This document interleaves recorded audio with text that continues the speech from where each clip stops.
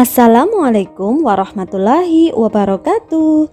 Halo anak hebat, semoga kalian dalam keadaan sehat dan bersemangat untuk belajar hari ini ya. Kali ini kita akan belajar tentang tokoh Sultan Ageng Tirtayasa. Apakah kalian sudah mengenal tokoh Sultan Ageng Tirtayasa? Mari kita belajari sejarah Sultan Ageng Tirtayasa dengan menyimak video berikut ini. Sultan Ageng Tirtayasa adalah Sultan Banten ke-6 yang berhasil membawa kerajaan Banten menuju puncak kejayaannya. Sultan Ageng Tirtayasa atau Pangeran Surya berkuasa antara tahun 1651 sampai 1683. Selama berkuasa, perannya tidak sebatas memajukan Kesultanan Banten. Raja dari Banten yang gigih menentang VOC adalah Sultan Ageng Tirtayasa. Berkat kegigihannya dalam membela bangsa Indonesia, ia bahkan dicap sebagai musuh bebuyutan Belanda. Menjelang akhir pemerintahannya, Sultan Ageng Tirtayasa berselisih dengan Sultan Haji hingga memaksanya meninggalkan tahta dan mundur ke Dusun Tirtayasa yang terletak di Kabupaten Serang.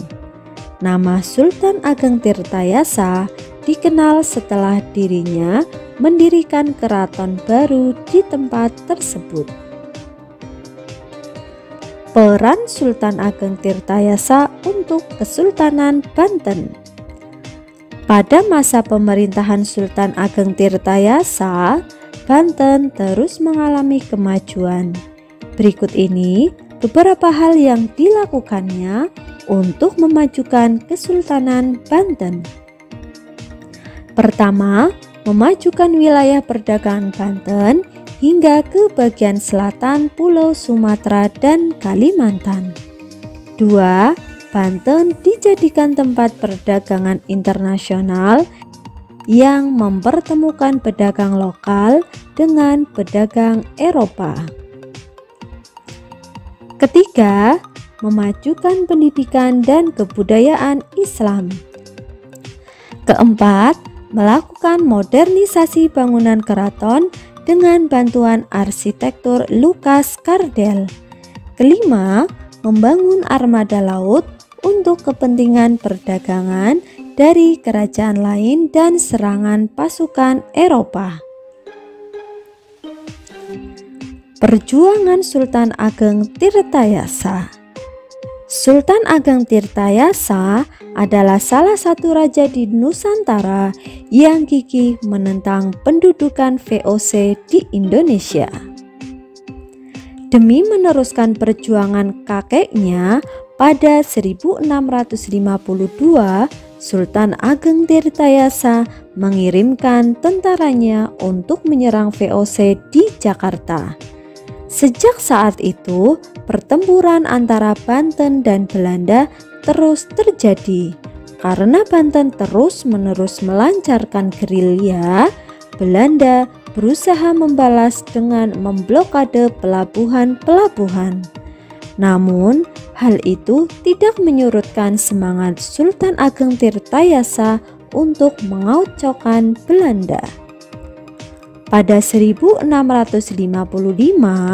VOC mengirimkan utusan ke Banten guna mendesak Sultan Ageng Tirtayasa untuk memperbaharui perjanjian perdamaian pada 1645. Sultan Ageng Tirtayasa dengan berani menolak pembaharuan perjanjian dan bertekad menentang Belanda. Sejarah singkat Kerajaan Banten pada 1656. Perlawanan Sultan Ageng Tirtayasa terhadap VOC dilakukan dengan cara melakukan sabotase dan perusakan kebun tebu serta pabrik-pabrik penggilingannya. Tentara Banten juga membakar kampung-kampung yang digunakan sebagai sarang pertahanan Belanda.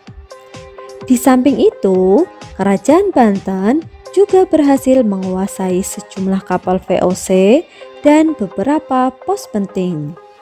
Sekitar sebelum tahun 1671 terjadi konflik di dalam istana dan Sultan Ageng Tirtayasa memilih untuk pindah kediaman di luar Banten. Hal ini dilakukan untuk mencegah kudeta yang sewaktu-waktu bisa dilancarkan putra pertamanya, yaitu Sultan Haji. Pada 1680, Sultan Ageng Tirtayasa kembali mengumumkan perang setelah terjadi penganiayaan terhadap pedagang Banten oleh VOC. Konflik dengan Sultan Haji. Semangat Sultan Ageng Tirtayasa untuk menentang VOC ternyata kurang disetujui oleh putranya, yaitu Sultan Haji. Perselisihan di dalam istana dimanfaatkan VOC dengan melancarkan politik adu domba. Siasat VOC pun berhasil hingga Sultan Haji mau bekerja sama dengan Belanda demi meruntuhkan kekuasaan ayahnya. Pada 1683, Sultan Ageng Tirtayasa ditangkap dan dipenjara di Batavia sehingga harus menyerahkan kekuasaannya kepada putranya. Sultan Ageng Tirtayasa meninggal dunia dalam penjara pada 1692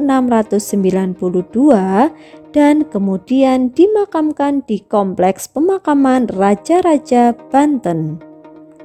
Anak hebat, demikian penjelasan singkat mengenai Sultan Ageng Tirtayasa.